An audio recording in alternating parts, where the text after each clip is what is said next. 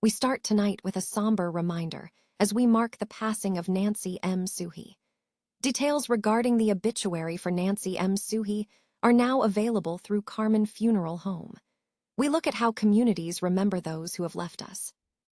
Never get caught with a dead phone again. This INIU portable charger is compact, travel-friendly, and gives you fast 45-watt charging with a built-in USB-C cable, so there's no need to carry extra cords. With 10,000 mAh power, it's perfect for busy days, trips, emergencies, or anytime your battery drops too low. Grab yours on Amazon through the link in the comments before your phone hits 1%.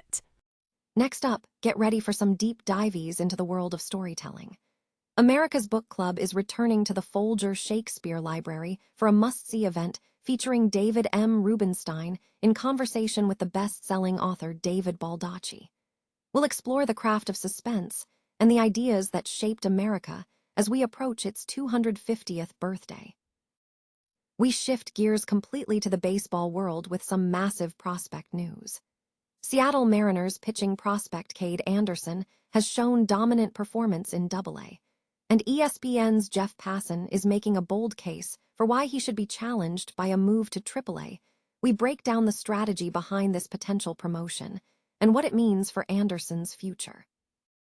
Finally, we turn our attention to Owatonna with a major public safety project facing a serious roadblock. The proposed police and fire station project is now facing a state historic review, which could significantly increase costs and delay the timeline for residents. Stay with us as we cover all the latest developments on this contentious local issue.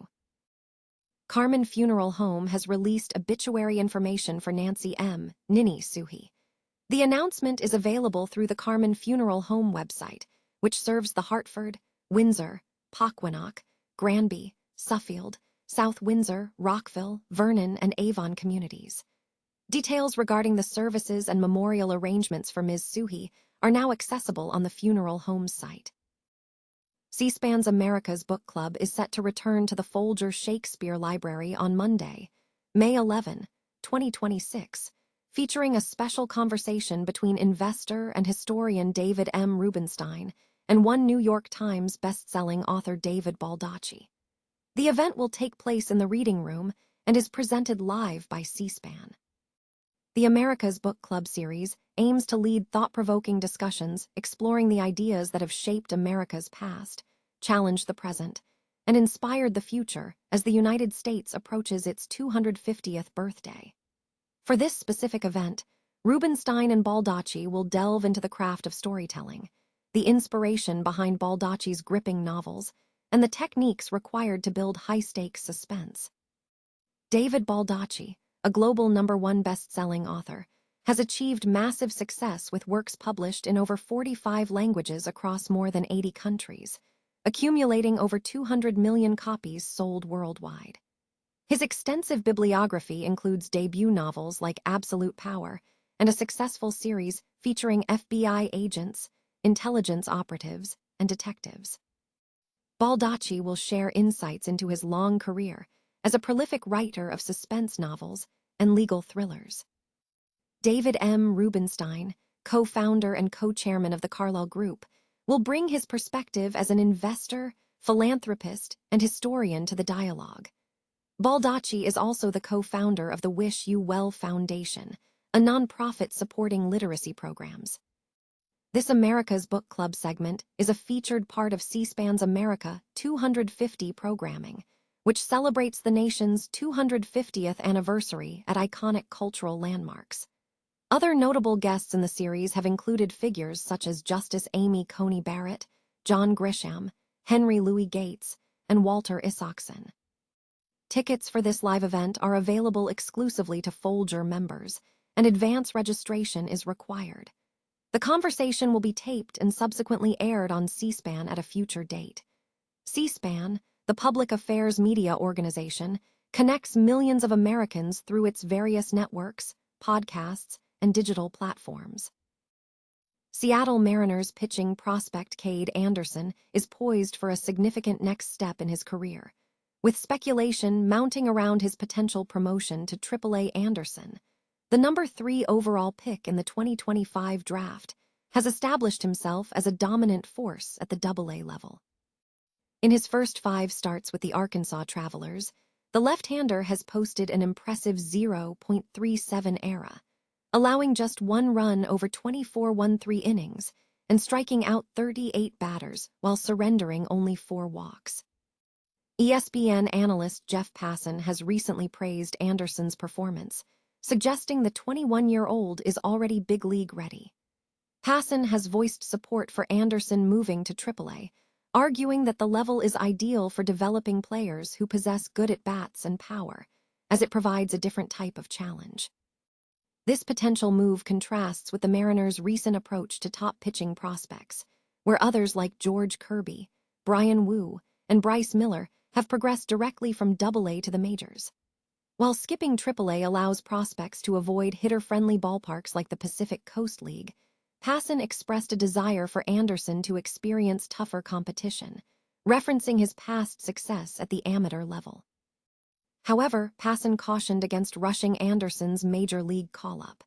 He suggested that the decision should wait until the middle of the season, allowing the team to assess the overall rotation health. Passan noted that adding Anderson might create complications, particularly with the expected return of Bryce Miller, viewing it as a potential, self-inflicted wound at that juncture. Owatonna's proposed $61 million police and fire station project is facing a significant new hurdle as plans for a state historic review are added, potentially increasing overall costs before a final voter decision is made. Residents have voiced strong opposition to the project's cost and the proposed location for the new police station.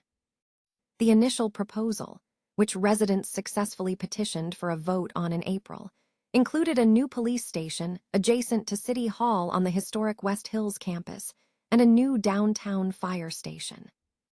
The West Hills campus is historically significant, having previously housed the Minnesota State Public School for dependent and neglected children.